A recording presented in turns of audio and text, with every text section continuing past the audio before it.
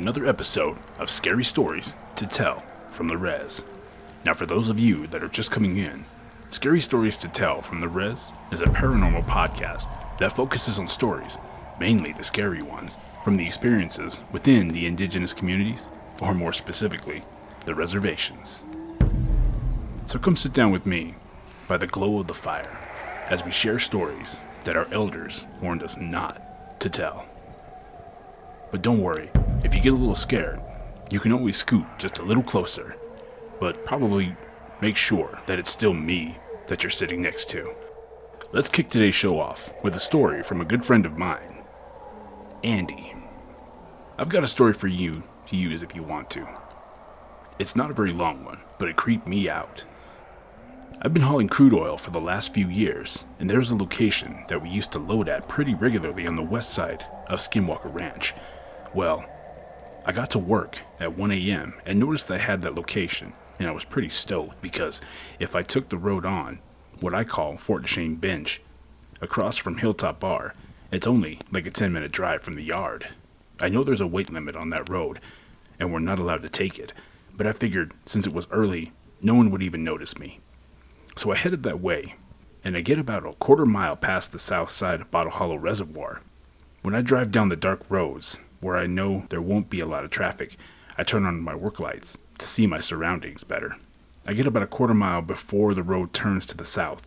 Out of the peripheral sight to my right, I see something charging across the field on my passenger side. I quickly look over, and there's the biggest black dog that I've ever seen in my life. My wife and I raised King German Shepherds, so I'm used to seeing big dark dogs all the time, but this thing was massive. And even scarier was that this dog was so dark that I could barely see the body, but my lights shined off of its eyes and teeth. There was a pretty short fence in between the dog and my truck, so I hit the gas and didn't look back. I got to location a few minutes later, super shook up. I still got loaded, and it took a little longer than usual because it was pretty cold that morning, which I thought was weird because it was the middle of summer, and even at night, it had been particularly warm that week. It could have been because I was already freaked out, but the whole time I was loading, I felt like there was something or someone watching me. I was super scared. I was super scared to even look into the darkness for fear of seeing those eyes again. Well, hope you liked my story. Well, thanks a lot, Andy. Now, Andy and I grew up around the same area, and it's interesting because I grew up on that reservation that he's talking about. And it's not uncommon to see what we call res dogs running around, but a res dog charging at you, big and black. Maybe it was staring at you, maybe it was watching you. Either way, that sounds pretty scary. Glad you're safe, man, and glad you lived to tell the tale. Let's keep the stories rolling. This story was submitted by Josh, who's an avid listener of the show. So Josh, take it away. So I have a story I'd like to share for those who are willing to listen. But I saw some weird things in the dark, and no, my eyes were not playing tricks on me. But before I moved to South Dakota, I saw what seemed to be a shadow of a child run from my bathroom to my bedroom at my old apartment in Denver, Colorado. I put it off and assumed it was just me. But fast forward to recently, I now live on the Ogallala Lakota land. The reason is my fiance is a school teacher here, and I take care of our son. I was walking coming inside from having my smoke, and the corner of my right eye, I see a child standing in the doorway of my almost 2-year-old son's playroom. It looked solid and black, not see-through at all, as if someone was there in the room with me. So I walked past it and went to sleep. Fast forward 2 weeks. My son, my fiance, and I were all sleeping in the same bed, when she and I both sat up from the sound sleep at the exact same time. She fell back down sleeping, but I saw what seemed to be a full-fledged adult standing at the edge of our bed, just staring at us. Again, solid black. Could not see through it, even in the darkness, which made me a bit nervous. At that point, I stared for maybe a few minutes, and after, I just tried to sleep again. The next day I smudged the whole house and opened the doors to try and let out whatever was there. That same night, though a man came banging on my door at 10:30, 11 o'clock p.m. begging for help. I grew up in Illinois and have seen a lot of bad things happen to people, and I didn't want anything to happen to him. Because I refused to help, where my fiancé sternly told me don't go outside, but I did anyway. So I offered him some of my cigarettes and walked him down the street to safety. I will not mention his name for the sake of his anonymity, but we parted ways after. The next day, I'm sitting alone watching TV, when through the window of the front door, I see a clear figure staring at me through the glass of the door. I had enough at this point, so I stared right back with all my intent through my eyes, and it just faded away, honestly. I haven't had any occurrences since. I'm sorry if it was too long, but I wanted to be accurate as possible to help paint the picture for everyone. Thanks. Thank you for letting me share my story. Thank you, Josh. Now, it's not uncommon to see a lot of apparitions. I've seen quite a bit in my lifetime. And something that I learned a little bit a while ago was something called PK energy, which basically means that people project likenesses of themselves. And it's been really fun to try to explore and to see. As for what you've been seeing, it could be residual energy from spirits before. Spirits tend to hang around and watch everybody around them. But it's a good thing that you smudged, because you never know. Some of these things could be malevolent or dormant. And as for the person that you helped down the road, seems very odd that you were experiencing all of these occurrences and somebody asked for help. That's got me curious. I look forward to hearing from you again. You mentioned that you have stories, and I can't wait to hear them all. Thanks, Josh.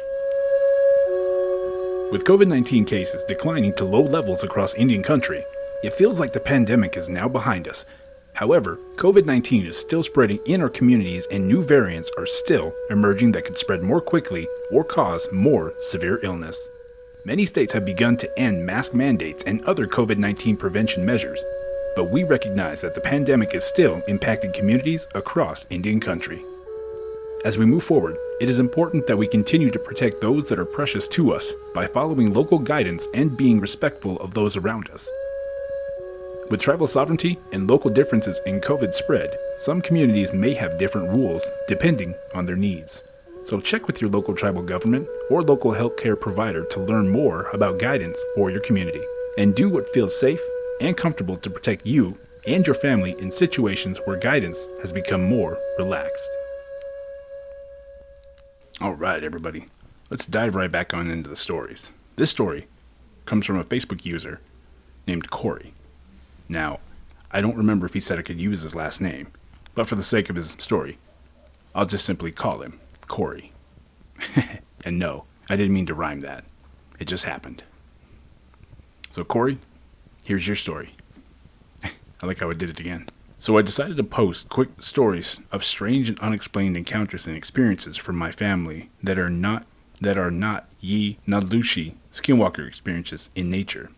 My family, both maternal and paternal, live in the immediate or surrounding areas of Window Rock, St. Michael's, Fort Defiance, Say Benito, on the Navajo Reservation of Arizona and New Mexico. If you look on Google Maps, you will see they are in close vicinity of each other.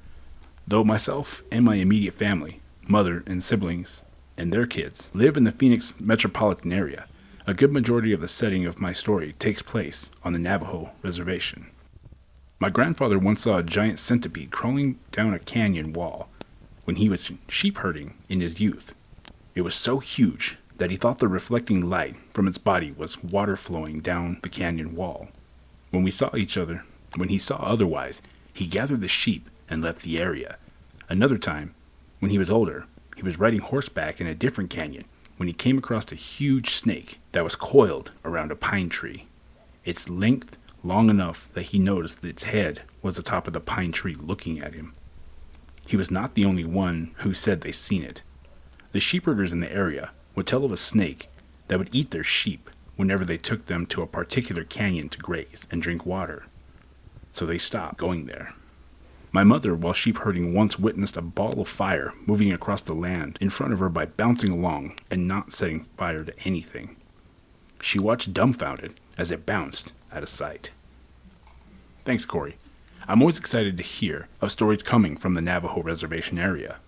Where I grew up on the Northern Ute Reservation up here in Utah, it's always interesting to hear what goes on down on the Navajo Reservation.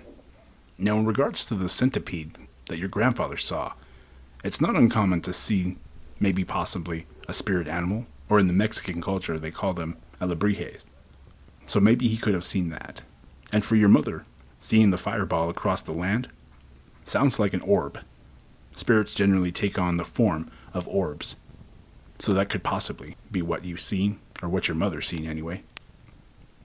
Now, I know that you sent in quite a few stories, but I think I'll break them down and save them for another episode, because these stories really made me think.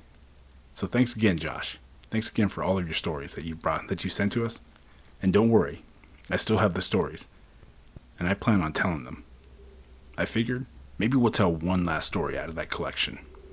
And as you say, it's the craziest one that you've ever heard. So without further ado, now perhaps one of the craziest stories that I've heard was a creature that when it was described to me sounded like a Triceratops. Yeah, a dinosaur. Supposedly this creature used to live in the area where Indian Route 12 went from the I-40 to St. Michael's, Arizona.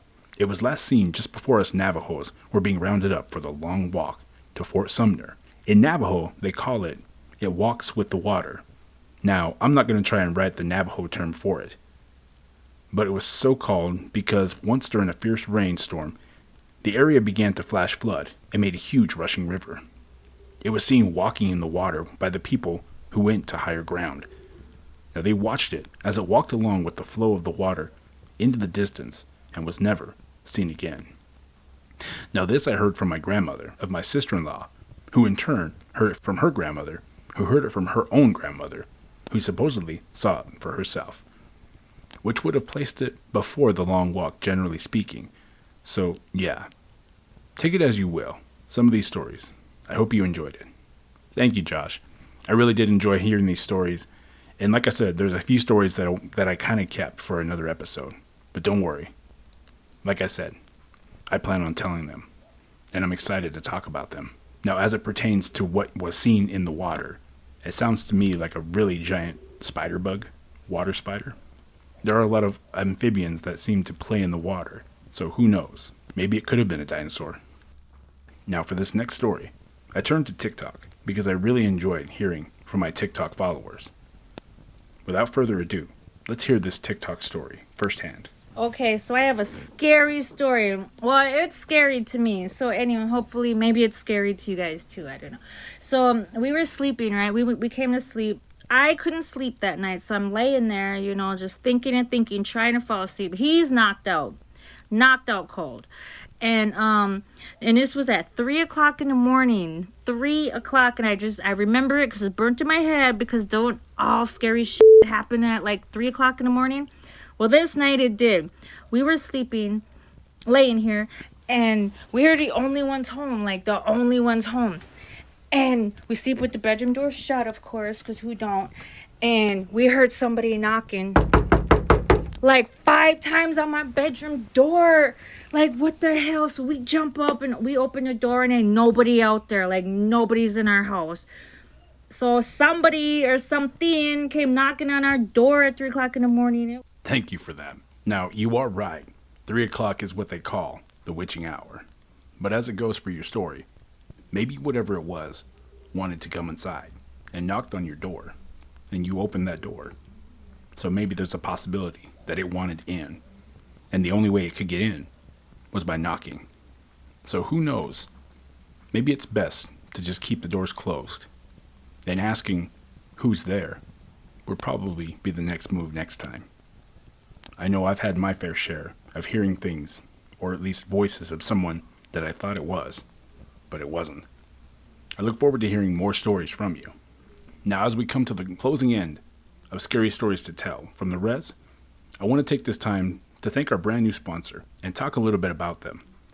Of course, I'm talking about the Twisted Bear Boutique. The Twisted Bear Boutique offers its customers a wide selection of clothing from over 600 product lines.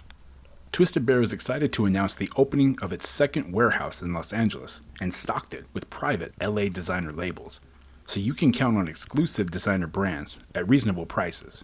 So come shop with us at twistedbearboutique.com and keep up to date with all of our new inventory, dropped weekly, along with great deals you don't want to miss by finding us on all of our social medias, including Facebook, Instagram, TikTok, and more. Now, for listeners of Scary Stories to Tell from the Res, simply type in promo code DEADLYREZY, that's DEADLYREZY, all capital, at checkout for 10% off your first purchase. Remember to always be bold, edgy, authentic, and radiant, but most importantly, let Twisted Bear Boutique help you bring out your inner bear. That's BEAR. As we wrap up this session, I want to end with a story that was submitted to us through our YouTube channel. And of course, I had to save a Skinwalker story for the last. This story was submitted to us by a YouTuber that goes by the name of Van. I saw a Skinwalker on Res Land in Oklahoma. I hesitate to say where because I used to work at the casino there. I was on my way home after work one night, and a large, reddish colored wolf jumped over the hood of my car. It was wolf from the waist up, and man from the waist down. I called my boss the next day. He's a shaman. I told him, "You're gonna think I'm crazy, but I think I saw a Skinwalker." He asked me to describe it, and when I did, he confirmed that's exactly what I saw. And I found out that I wasn't the only one to see him around. Thanks a lot for that, Van. Now, of course, Skinwalkers tend to pop up at random places, and it sounds like you were catching him in mid-transformation. But luckily, that's all that happened. You just saw him, and hopefully, you don't ever see him again. Now, before we put the campfire out here, I'd like to share a story of mine, because a lot of people keep asking about some of the stories that I've had. So I thought that because I just told a Skinwalker story, I'll tell a story of the time I used to work very close to the Skinwalker Ranch. It's a two-parter story. Again, I used to work in the oil field, out here in the Uinta Basin area on the Northern Ute Indian tribe, which again is south of the Skinwalker Ranch. Now, one night as I was driving, it was a very particularly foggy night. Now, anytime it was foggy in the oil field, weird things seemed to happen. Well, this night, something weird really happened to me. Well, this night, something particularly odd seemed to happen. Now, as I was driving to disposal to dump my load that I had just gotten on, my headlights were on bright. Now, I had been up and down these mountains, these hillsides, more times than I care to count, and I could tell you what the hills look like during the day and at night. Well, one night, my headlights flashed on this hillside, and as they flashed on this hillside, they hit something that reflected it back, almost like a mirror, and I seen this light flash back. Now, it completely startled me because I'd never seen any sort of reflection. I'd been working in that field for a long time, so I slowed my truck down to try to see if I could see anything that was reflecting on it, and I couldn't. Well, I brushed it off and continued on. As I was waiting to dump the load that I had on, I was looking up at the sky, and while I was looking at the sky, I seen what looked like the moon.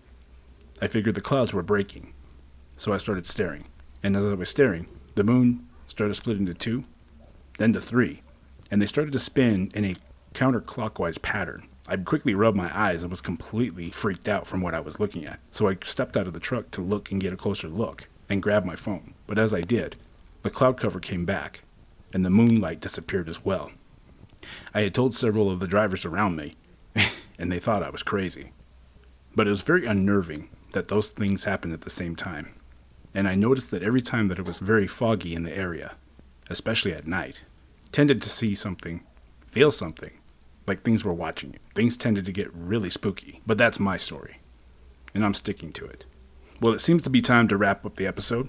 And again, I want to thank our brand new sponsor, the Twisted Bear Boutique, for sponsoring this episode, and for bringing us great deals. So like I said before, just type in Deadly Rezi, that's DEADLYREZY,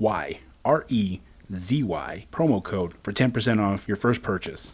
And if you like what you see, keep up to date with us on Facebook. So with that being said, thank you guys for making Scary Story Saturdays a success, and I hope to hear from all of you.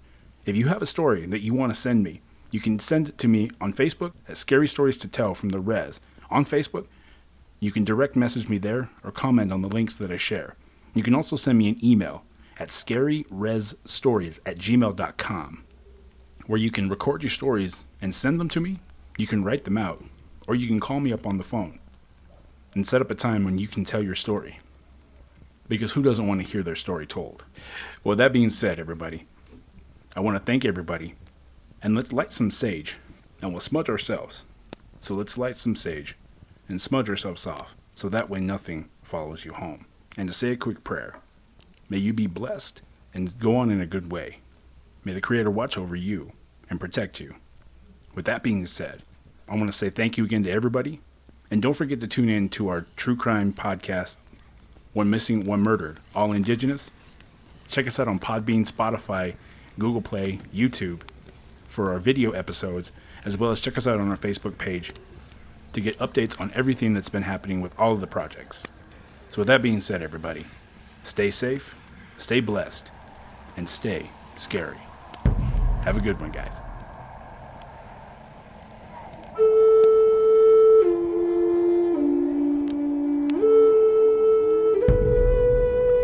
Scary Stories to Tell from the Res is a Lone Bear production. Sponsored by Twisted Bear Boutique. All editing is done by me, Jordan Lone Bear, with music provided by Pond 5.